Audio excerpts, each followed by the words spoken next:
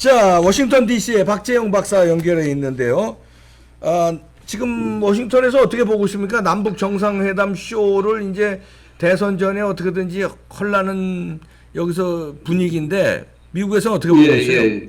그렇죠. 지금 이 대선 얼마 남지 않은 시점에 지금 여러 가지로 급해진 문재인이 이제 마지막 카드로 김정은하고 이제 정상회담 쇼를 벌일 거다. 이런 네. 예상 전부터 계속 있었는데 역시나 최근 그 가능성이 높다. 이런 얘기 계속 나오고 있는데요. 이 박사님은 어떻게 생각하십니까? 이게 임기 말에 성사가 되리라고 보시나요? 저는 남북 정상회담 성사되기는 좀 어렵다고 보는데 계속 추진은 문재인이 하겠죠. 그러나 저 김정은이 입장에서 뭐 힘다 빠진 문재인하고 쇼할 필요가 있겠습니까? 다음 넥스트를 보겠죠. 그런 요소도 있고 여러 가지 간단치 않은 상황인데 지금 이 최근 언론이나 전문가들 사이에서 이 남북 정상회담이 뭐 코로나 사정으로 비대면, 이 화상회담 이런 식으로 이루어질 수 있다 이런 예상이 계속 나오고 있는데요. 네. 이 정상회담 필요성은 지금 선거 앞둔 문재인이나 지금 여러 가지로 대북 제재 같은 걸로 고립되어 있는 김정은이나 서로 이제 상당히 절실하게 느끼는 상황 아닙니까? 네. 특히 북한은 단순히 정상회담 통해서 제재 완화나 이 경제 지원 같은 뭔가를 얻어내는 것 이상으로 지금 정상회담을 국내 정치에 어떤 영향을 미치는 수단으로 이용하는데 이게 상당히 관심이 높다. 이게 이제 전문가들의 공통된 의견인데요. 그렇죠. 네. 과거 2000년 이 김대중과 이제 김정일의 정상회담 총선 직전에 발표해서 네. 국회의원 총선에서 상당히 재미를 본 이후부터 이제 한국의 좌파 정권뿐 아니라 북한은 이제 정상회담을 통해서 자기들이 한국 정치에 직접 영향을 미칠 수 있다 이런 점을 아주 중요하게 여기고 있죠. 그리고 종전선언으로 뭐 밀어붙일 뭐 그런 작전도 꾸밀 수 있고요. 네. 따라서 결국 지금 문재인 임기 말에 그 일을 시도하려는 건 사실상 이제 뭐 좀 상당히 그 가능성이 높아졌고 그 시기가 언제냐 뭐 이런 걸 또 따져볼 필요도 있는데 네. 문제는 지금 대선 상황이 이재명 게이트로 지금 한치 앞을 모르는 상황으로 발전할 수 있다 이런 점에서 이미 문재인은 이 박지원이나 뭐 이런 사람 내세워서 사실상 북한하고 온갖 협의를 하고 있지 않을까 이렇게 보고 있는데요. 그럼요. 그렇다면 문제는 뭔가 하면 이 남북 정상회담 자체는 사실 이미 좀 약발이 떨어졌죠. 뭐 네. 문재인 임기 말이기도 하고 이제 이미 쇼를 몇 번 해서 전 같은 효과는 못 나겠지만 그것만으로 어떤 이 선거에 중대한 영향을 미치거나 심지어 뭐 판세를 완전히 뒤집기는 뭐 쉽지는 않을 거다. 네. 이렇게 볼 수가 있지만 이 다음 우려하는 게 뭐냐면은 정상회담 통해서 어떤 충격적인 결과를 내놓을 거냐 이런 건데 이 박사님이 예상하시는 만약에 정상회담 했을 때 어떤 거기에 이 결론으로서 이벤트, 조치 어떤 게 나올 수 있다고 보십니까? 가장 우려되는 게 이제 종전선언이죠. 종전선언을 끌어내면은 그건 이제 큰일 나는 건데 이판사판 도박으로 문재인이나 김정은은 임기 말에 해치우려는 그 유혹이 있을 거 아닙니까? 문재인도 그걸 바라는 거니까 그게 제일 우려되는데 그건 또 미국이 또 가만히 있을 것 같지 않아서 근데 미국의 일부 민주당에서 또 뭐 종전선언을 지지하는 의원들도 있어서 좀 걱정입니다.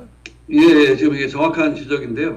이 종전선언 또는 이렇게 미군 철수 이런 거를 딱 자기들끼리 질러버리는 이런 걸 예상을 할 수가 있는데 사실 그 정도는 돼야 지금 선거에 뭔가 이 충격을 줄 수 있다 이렇게 판단을 하겠죠. 네. 그래서 지금 말씀하신 대로 그나마 다행인 건 미국이 지금 아직까지는 이 남북 정상회담이나 이런 거의 움직임 가능성에 대해서 어떤 뭐 입장 변화 신호가 없다는 점, 네. 즉 협의는 하겠다. 하지만 그런 의례적인 입장만 반복할 뿐이고 이 북한과 어떤 뭐 대화 재개를 하기 위해서 먼저 뭘 양보할 생각이 없다. 이런 현재 지금 기본 원칙을 고수를 하고 있다. 이게 뭐 어느 정도 좀 안정적인 상태를 만든다고는 볼 수 있는데 일단 이 현 바이든 정부는 이 트럼프처럼 어떤 이 남북한 정권과 함이 벌이는 어떤 쇼에 동참하는 그럴 가능성은 현재로서는 거의 없어 보이고 하지만 문제는 이 남북한의 쇼에 적극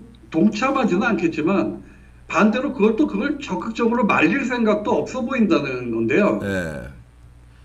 이 미국의 대북 제재 완화 같은 거와 상관없이 남북한 정권이 어떤 일을 저지르려는 신호가 있어도 미국이 이를 적극 저지하기보다 사실상 그걸 좀 그냥 방관할 가능성도 높다. 이게 네. 문제라고 할 수가 있습니다.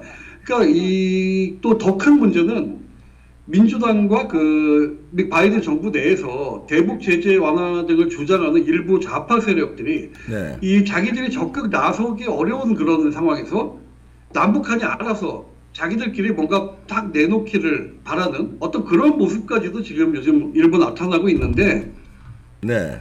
실제로 이에 관한 이제 경고가 이 미국 정치권에서 내부적으로 나오고 있다. 이게 상당히 좀 걱정이 되는 건데요. 네.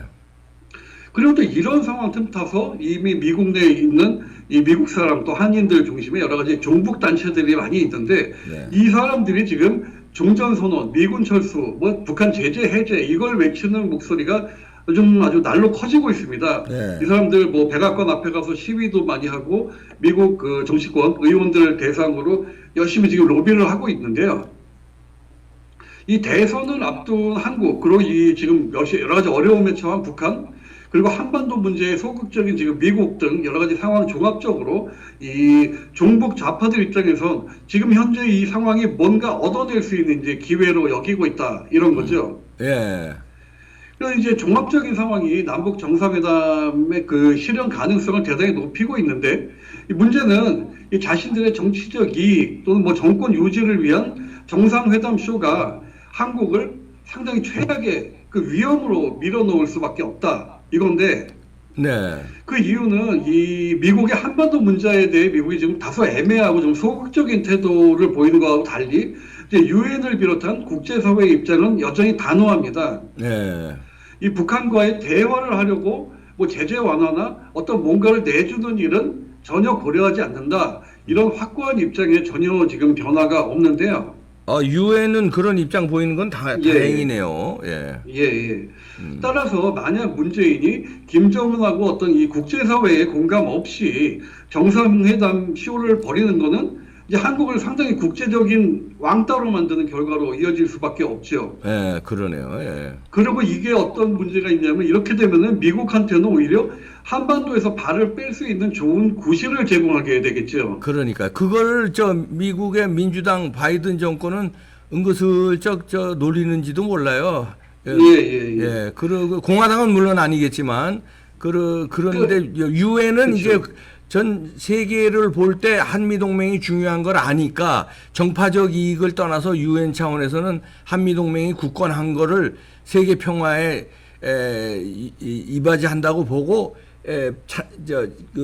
남북 정상회담 허튼 짓 하는 것을 막겠지만 미국 민주당 입장에서는 가만 놔도 자기네들이 나서서 종전선언 주장할 수는 없으니까 쓱 놔둬서 문재인하고 김정은이 저질러 버리면 아이고 이거 뭐 슬쩍 뭐 말리는 척하면서 그냥 아유야 그럼 우리 발 빼자 이런 식으로 나올 수도 있죠. 그렇죠. 네. 뭐 이렇게 기다렸다는 듯이 네. 그냥 화내면서 확 문 밖으로 나가버리는 그렇죠. 이런 식으로 할 가능성이 있죠. 예, 울고 싶은데 그래서- 뺨 때리는 식이죠. 예, 예. 예. 네. 그러니까 거기다가 지금 이 이재명 게이트 여러 가지로 지금 급해진 문재인 정권이 이것저것 지금 생각을 하겠습니까? 그러니까 당장 자기만 살겠다고 뭔 일이든 지금 저지를 상황인데 예. 과연 지금 대한민국은 어떻게 중심을 잡고 지켜야 될지 참 상당히 좀 어려운 상황입니다. 예. 문재인이 급해서 특히 이제 저희가 걱정하는 건 지금 대장동 게이트로 이재명이가 후보가 됐는데 이제 며칠 있으면 후보가 결정돼요. 후보가 민주당에서 이재명으로 결정됐는데 이게 구속되는 상황이 오는 것 같은 분위기로 가면은 플랜 B를 다른 주자를 내세우는 게 아니라 지금 그런 식으로 정상회담 쇼하고 종전선언에서 아예 그냥 선거 없이 그냥 그냥 이판사판으로 뭐 계엄령 내리고 이렇게 갈 수도 있어서 그게 걱정입니다. 예, 어떤 상황이 벌어질지 지금 도대체 짐작을 할 수 없을 그런 참 어려움이죠. 예. 네. 박재영 박사였습니다. 고맙습니다. 예, 감사합니다. 네. 지금 굉장히 정상적인 지금 국제정치 분위기라면요. 그럼 지금 임기 말이잖아요. 이 정상적일 때 얘기입니다. 임기 말 몇 달 안 남았는데 대통령 선거 3월인데 이제 경선 후보 결정되면요. 그쪽으로 힘이 다 쏠려요.